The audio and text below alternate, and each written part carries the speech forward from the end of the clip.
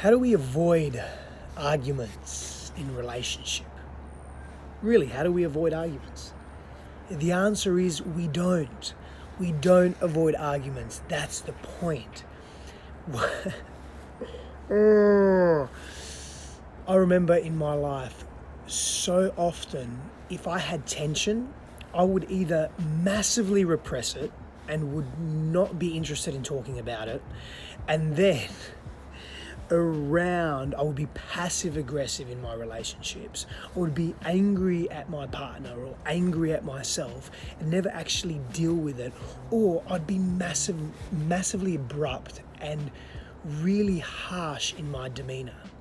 Here's the thing, whether you're arguing or disagreeing, how you avoid arguments in relationship is by facing them. How you avoid disagreement is by facing them. It's actually going into the disagreement, into the tension point, and into the pain point. That is our biggest gift, our gift of clear communication. When we have the opportunity to address something that's really bothering us, that maybe your partner's done to you, maybe they've shown you, or you've interpreted them showing you a sign of disrespect per se. How you deal with that and the timeliness of how you deal with that is so important to the growth of the relationship. But let me go into a little bit more detail. Let me be very specific. So, for example, you are witnessing your partner behaving in a way that is not healthy for you. Let me give a specific example. You're out and you're socializing. You're with friends and your partner appears to be flirting with someone else. Your partner appears to be getting a little bit too close to someone else for your liking or for your comfort. Now, instead of addressing it, not necessarily there and then, but instead of addressing it, you suppress it. You pretend it either didn't happen, or you stew on your frustration and your anger. You make it mean something based on your interpretation without actually discussing it with your partner. And you let that stew and stew and stew for days, for weeks, for months, and maybe forever.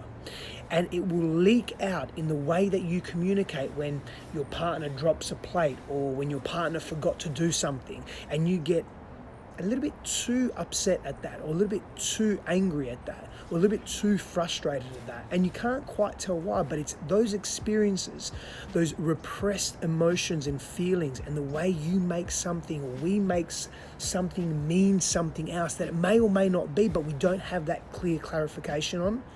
And we make that mean something over many, many years or months, and it compounds, and that becomes the norm for us. So repressing and suppressing becomes the norm for us.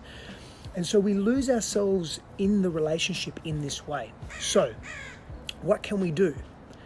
We can first be with that emotion. It's always important to go within first. So if we're witnessing our partner, in this example, being over flirtatious by our gauge, or by the agreements maybe that we have in that partnership, we sit with that emotion. We ask, what is happening within me? What am I feeling right now? Where is this coming from? Is what I'm witnessing really happening, or is it something else? Is it something that's coming into the surface of my awareness, to my own consciousness? And is it something that's coming from the past that's infiltrating the present in the way I'm actually seeing this experience?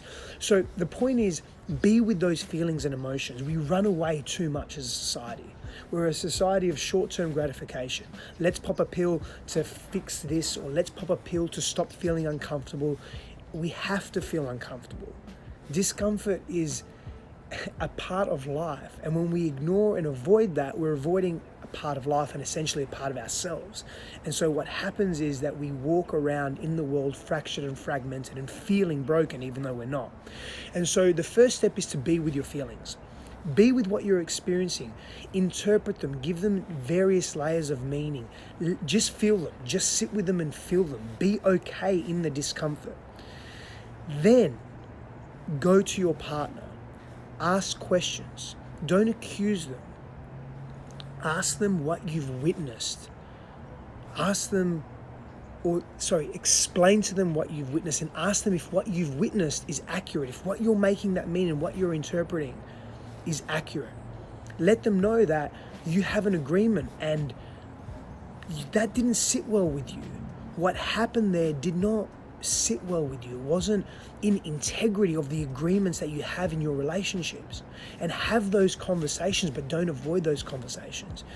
Now, you have to come from compassion and heart. Now, it's very important that you also come from compassion and heart within yourself too.